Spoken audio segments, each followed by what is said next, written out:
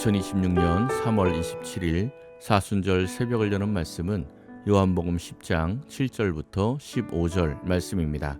하나님의 말씀 봉독하여 드리겠습니다.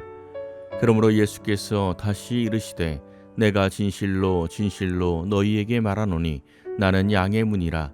나보다 먼저 온 자는 다 절도요 강도니 양들이 듣지 아니하였느니라. 내가 문이니 누구든지 나로 말미암아 들어가면 구원을 받고 또는 들어가며 나오며 꼴을 얻으리라. 도둑이 오는 것은 도둑질하고 죽이고 멸망시키려는 것뿐이요 내가 온 것은 양으로 생명을 얻게 하고 또 풍성히 얻게 하려는 것이라. 나는 선한 목자라. 선한 목자는 양들을 위하여 목숨을 버리거니와 삭구는 목자가 아니요 양도 제 양이 아니라. 이리가 오는 것을 보면 양을 버리고 달아나나니 이리가 양을 물어가고 또 해치느니라.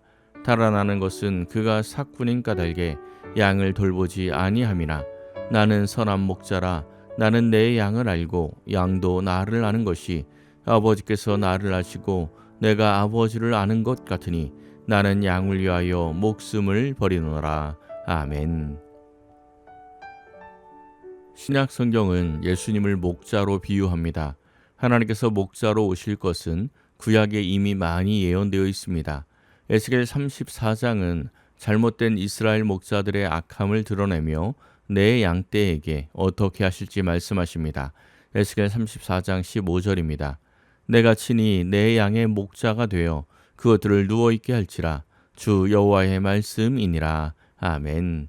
하나님께서 친히 내 양의 목자가 되어 라고 말씀하십니다. 그 언약이 예수님께서 나는 선한 목자라고 말씀하시며 이루어집니다. 오늘 본문 바로 앞 1절부터 6절은 선한 목자의 특성에 대해서 말씀합니다. 예수님께서 목자와 양의 관계로 예수님과 하나님의 백성의 관계를 비유로 설명을 하셨는데 유대인들은 무슨 뜻인지 알아듣지를 못했습니다. 그 이유가 3절과 4절에 나옵니다. 3절 4절입니다. 문지기는 그를 위하여 문을 열고 양은 그의 음성을 듣나니 그가 자기 양의 이름을 각각 불러 인도하여 내느니라. 자기 양을 다 내놓은 후에 앞서가면 양들이 그의 음성을 아는 고로 따라오되. 아멘. 분명하게 가르치셨는데 알지 못하는 것은 그들이 예수님의 양이 아니기 때문입니다. 그래서 그 음성을 알아듣지 못한 것입니다. 3절에서 이미 양은 목자의 음성을 듣는다고 했습니다. 이들은 양이 아니기 때문에 목자의 음성을 알아듣지 못하는 것입니다. 알아듣지 못하는 그들에게 예수님은 조금 다른 측면에서 다른 비유를 들어서 다시 설명을 하십니다. 7절과 8절입니다. 그러므로 예수께서 다시 이르시되 내가 진실로 진실로 너희에게 말하노니 나는 양의 문이라. 나보다 먼저 온 자는 다 절도요 강도니 양들이 듣지 아니하였느니라. 아멘.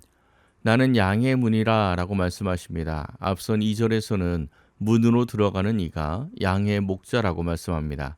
멀쩡하게 문이 있는데 담을 넘어가는 자가 있다면 그는 절도며 강도입니다. 여기서 절도나 강도는 서기관과 바리새인들을 뜻합니다. 그들이 담을 넘어간다는 표현은 단순히 양을 훔쳐가는 것만을 말하는 것이 아닙니다. 예수님께서 나는 양의 문이라고 말씀하였습니다. 이 문이 바로 구원의 문인데 담을 넘어간다는 것은 예수님을 구원의 문으로 인정하지 않는다는 것입니다. 지금 이 시대에도 예수님 외에 다른 구원의 조건을 붙여놓는 이단들은 모두 다른 데로 넘어가는 자들로 영적 절도이며 강도입니다. 9절입니다. 내가 문이니 누구든지 나로 말미암아 들어가면 구원을 받고 또는 들어가며 나오며 꼴을 얻으리라. 아멘. 예수님을 통하여 구원을 받고 예수님을 통하여 생명의 꼴을 얻으리라고 말씀하십니다. 예수님은 왜 자신을 양의 문이라고 말씀하셨습니까? 이를 이해하기 위해서는 이스라엘 사람들의 양 치는 방법을 생각해 보아야 합니다. 그들이 양을 치는 데는 두 가지 방법이 있습니다. 하나는 목자의 집 가까이에 양의 우리를 두는 방법입니다. 양의 우리를 목자의 집 가까이에 두고 아침이면 양들을 몰고 들로 산으로 다니다가 다시 저녁이면 우리로 몰고 와서 양을 가두어 둡니다. 밤중에 사자나 이리가 와도 안전하도록 문을 튼튼하게 잠갔다가 다음 날 아침 다시 양들을 일일이 부르고 점검하여 들로 나갑니다. 또 하나의 방법은 양의 우리가 일정한 장소에 없는 것입니다. 목자가 양들을 데리고 풀이 많은 곳으로 여기저기 옮겨 다니며 24시간을 같이 지냅니다. 밤이 되면 천막을 치거나 아니면 그냥 들판에서 양들을 동그랗게 모아놓고 그대로 같이 밤을 지냅니다. 예수님 태어나실 당시에 목자들이 양을 치는 방법은 대부분 이런 방식이었습니다. 지금도 팔레스타인에 가면 이런 방법으로 양을 치는 모습을 볼 수 있다고 합니다. 이 두 번째 양 치는 방법에서 목자는 바로 양의 문이 됩니다. 양의 우리가 없으므로 목자 자신이 양의 문으로서 양을 보호합니다.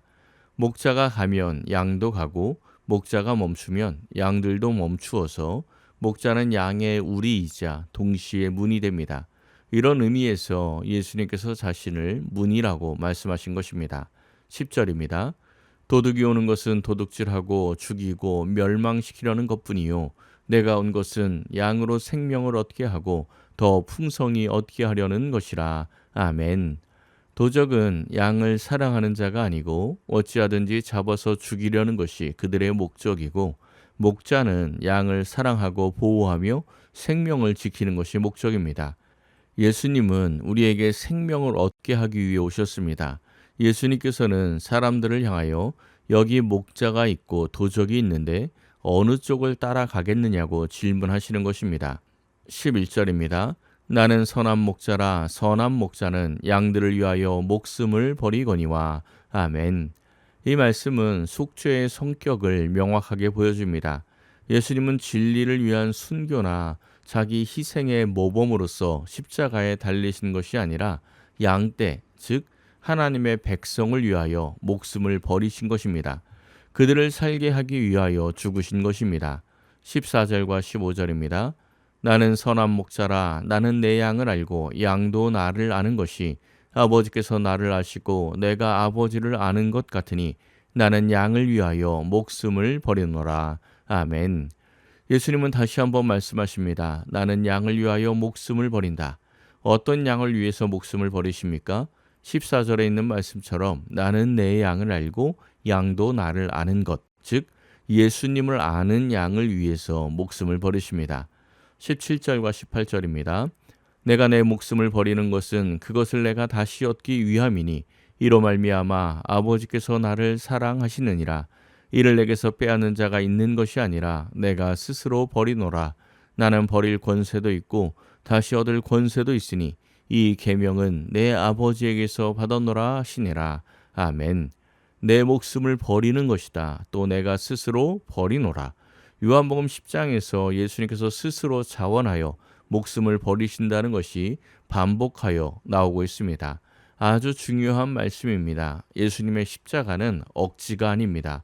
자원입니다. 이것은 사랑입니다. 사랑에는 뭐뭐 때문이다라는 이유와 조건이 없습니다. 사랑은 수동적인 것이 아니라 능동적입니다. 목자와 양의 관계에서도 양이 목자에게 어떻게 대하느냐가 상관이 없습니다. 양이 목자에게 효도하기를 바라는 것이 아니라 목자가 양을 사랑할 뿐입니다. 부모가 아이가 돌도 되기 전에 양육할 때 아이가 무엇인가 해주어서 사랑합니까? 그냥 사랑할 뿐입니다. 이것이 목자의 사랑입니다. 선한 목자와 양의 문 비유를 마치자 사람들 사이에 분쟁이 일어납니다. 예수님의 말씀을 받아들이는 사람과 받아들이지 못하는 사람으로 완전히 갈라졌습니다. 이것이 바로 심판입니다. 예수님의 말씀을 듣는 사람과 들을 수 없는 사람으로 나뉘게 된 것입니다. 양과 염소로 나뉜 것입니다. 이 시간 기도하는 우리 모든 성도님들은 예수님의 음성을 듣고 예수님을 따르는 예수님의 양으로 살아가시기를 소원합니다. 그리하여 시편 23편의 말씀대로 나를 위하여 목숨을 버리신 예수님을 나의 목자로 믿고 따라서 부족함이 없는 삶과 두려움이 없는 복된 인생을 사시기를 예수님의 이름으로 간절히 축원합니다. 기도하겠습니다. 사랑의 하나님 감사합니다. 사순절 기간이 주님의 십자가를 묵상하며 말씀과 기도로 성장하는 복된 시간이 되게 하옵소서. 우리가 말씀을 들을 때마다 하나님의 음성을 듣게 하시고 그 말씀에 순종하여 예수님의 양떼에 속한 자들이 되게 하옵소서. 다른 주인을 두지 않게 하시고 우리를 위하여 목숨을 버리신 예수님만 바라보고 따라가게 하옵소서. 그리하여 사망의 음침한 골짜기를 지날지라도 두려워하지 않게 하시고 마침내 도달할 푸른 초장 쉴 만한 물가를 기대하며 살게 하옵소서. 모든 것을 감사하며 예수님의 이름으로 기도하옵나이다. 아멘. 오늘 말씀을 생각하고 하루를 결단하며 깊은 기도의 자리로 나아가겠습니다.